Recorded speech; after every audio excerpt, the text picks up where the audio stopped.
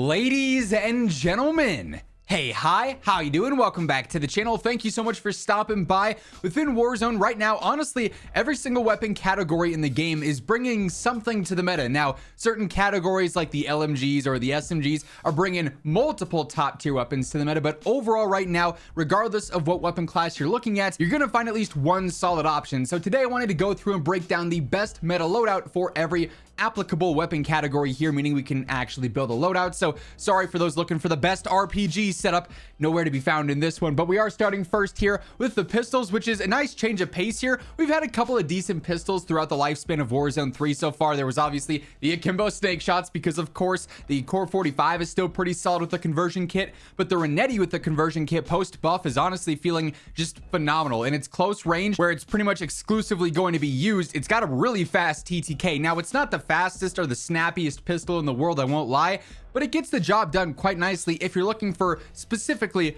a pistol loadout, right? So I have changed things up a little bit here just for preference as of late. Of course, the Ferocity Carbine kit is the main component here. It turns it into like a pistol SMG hybrid full auto pistol, so it feels really, really fun to use and way easier, obviously, than tapping a burst or something like that. I had just gone all in on the 50 round drum. Yeah, it slows you down some, but I found when I was using 30, there were just too many situations where there was one too many players and I didn't have enough bullets. So 50 is just that added safety net, just makes things a little bit easier there. I also find that I've become a little bit more accurate with this thing rather than using iron sights by just going with an optic here. Nightmare model 2023 is good. Using something like a slate would also be solid. Like any of the low zoom optics here would be a good choice. It's just all preference based there.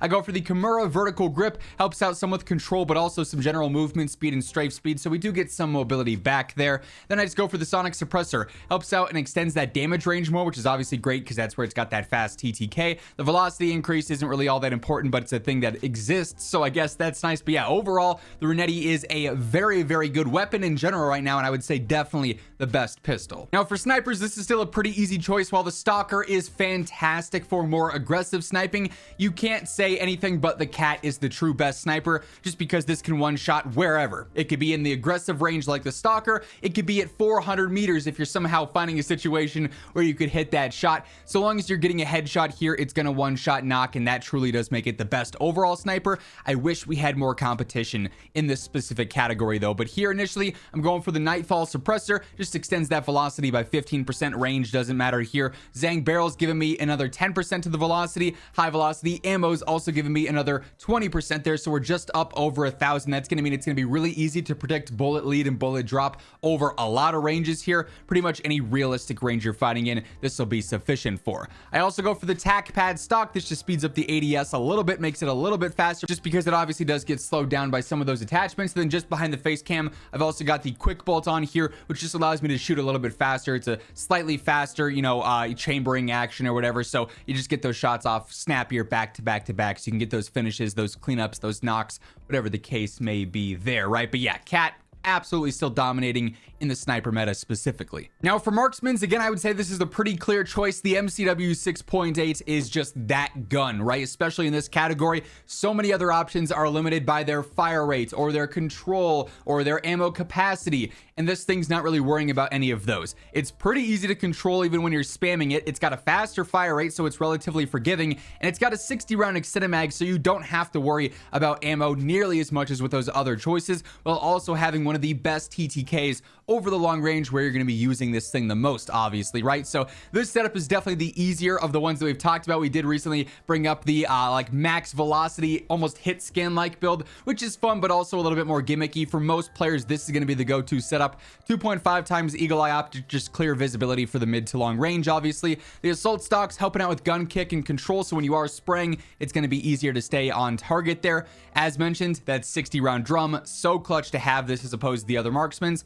Ruin heavy support, extra important here. Not only when you're spamming is this making the gun easier, but also helps out the recentering and the sway as well, so it's just going to be a lot more predictable and a lot more forgiving across the board. Then lastly, I go for the Spirit Fire suppressor, better range, velocity, and control on there, so just making it even more efficient where it's already really, really good. Absolutely love this thing. Bit of a higher skill gap weapon, but it also is high risk but high reward. Hey everyone, real quick, wanted to take a second and highlight gamer advantage. Of course, in every single video you guys see me rocking my Horizon frames, and even when I'm not recording videos, these are on all day, every day. I've said it before, I'll say it again. These are by far the most important part of my day-to-day setup. And the reason for that is that these allow me to be the most efficient I can be every single day. Wearing them, I'm getting reduced headaches, reduced eye strain, and best of all, I'm sleeping better at night so I can wake up feeling nice and refreshed every single day to get back on that grind to make content for y'all. So if you're looking at screens for long periods of time, whether it be playing games, doing work, doing school, whatever the case is,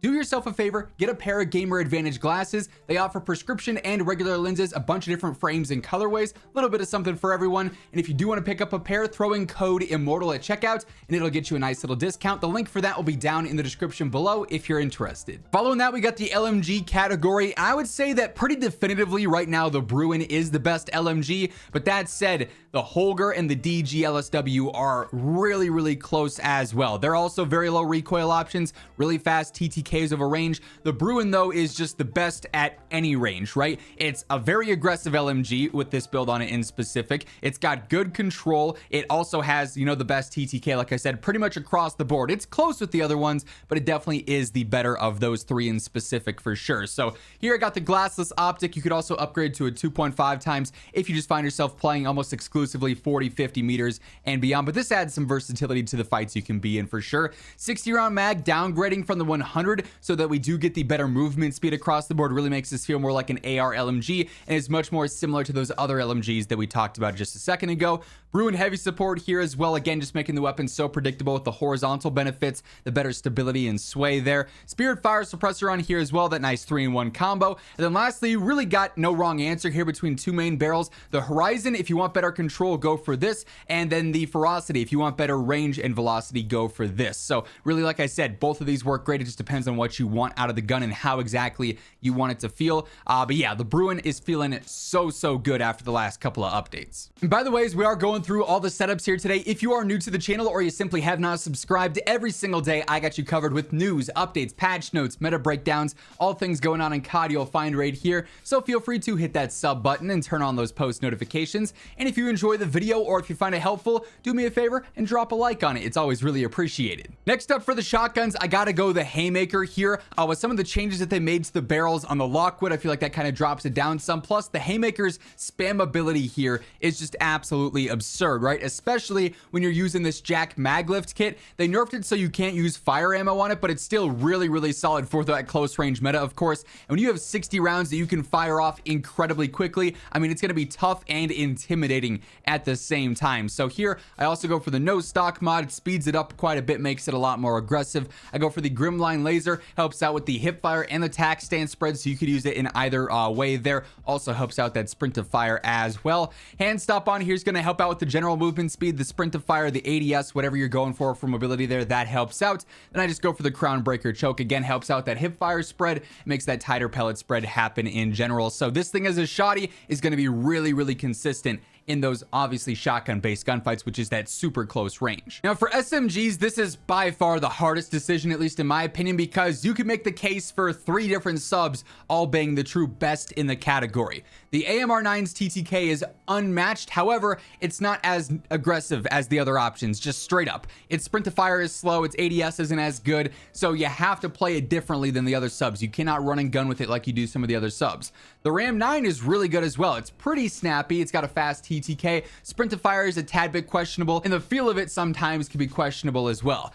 For me, the HRM9 is that #1 sub. A lot of the pros still default to this one as well, which should tell you something because so many of their gunfights are close range because they're always pushing. The feel of this, the good mix of mobility and TTK combined here is just kind of like the perfect storm. This is a really solid option, and this setup in specific is incredibly aggressive. So I do go for the ZEM 35 compensator here. Really doesn't hurt the ADS all that much, but gives me some decent control back out of that. The Thorn 90 barrel speeding up the ADS, the sprint to fire, your general sprint speed, so it's a lot more snappy and aggressive. DR6 hand stop yet again for a ton of movement benefits. The 50 round extended mag, very basic there. Then I just go for the light stock on here, again helps out the ADS, the general movement. No stock on a build like this would be too much recoil. You need a long barrel, you'd probably need an under barrel for better control there, so you'd have to adjust things if you want the max mobility option here. But this setup does fly and fry. It's got really good agility, really good stats across the board for running around, and of course it's got that quick TTK by default. Now for battle rifles, again I think this one is pretty obvious. The new SOA Subverter is absolutely insane.